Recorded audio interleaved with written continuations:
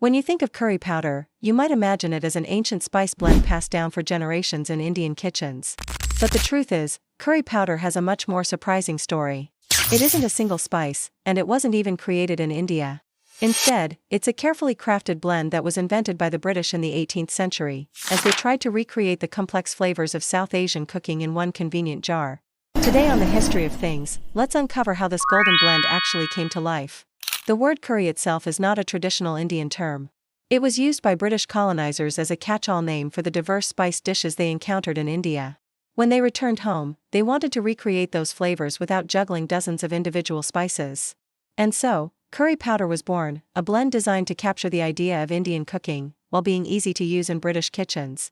But what exactly goes into curry powder? At its heart, turmeric gives curry powder its iconic golden yellow color and earthy flavor.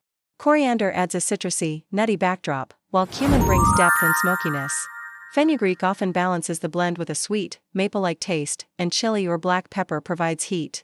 Depending on the recipe, you might also find mustard seeds, cinnamon, cloves, cardamom, fennel, ginger, or garlic powder. It's not just one spice, but a symphony of flavors, carefully balanced so that no single note overpowers the rest. The making process is just as fascinating. It begins with harvesting raw spices, seeds, roots, and pods, which must be cleaned and dried to preserve freshness. Then comes roasting, a key step where spices are gently heated to unlock their essential oils. This deepens their aroma, reduces bitterness, and adds richness.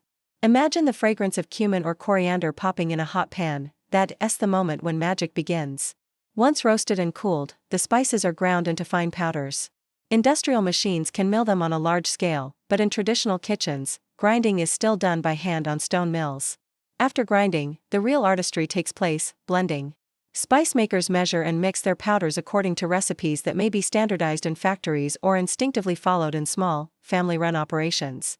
A little more turmeric makes the blend milder and brighter, while extra chili adds fire. Getting this balance right is what transforms a bland powder into something bold and unforgettable.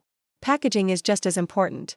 Since spices lose flavor when exposed to air, moisture, or light, curry powder is sealed quickly into airtight jars, pouches, or tins. High-quality brands even use nitrogen-flushed packaging to keep the blend fresh. And for home cooks, storing it in a cool, dry place makes all the difference. It's also worth noting that curry powder isn't the same as curry paste. Curry paste, more common in Thai cuisine, combines spices with fresh ingredients like garlic, ginger, or lemongrass into a wet, aromatic mix.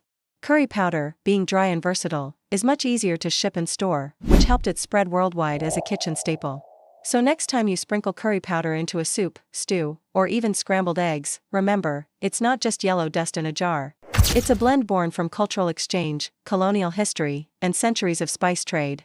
From farmers harvesting seeds, to the roasting and grinding of spices, to careful blending and packaging, curry powder represents both craftsmanship and adaptation.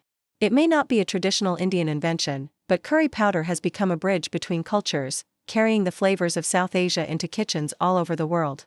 And every time you cook with it, you're adding not just flavor, but a little bit of history to your food. Thank you for joining us on this journey through the history of things. Don't forget to like, subscribe, and share your thoughts in the comments. Who knows, your idea might inspire our next story.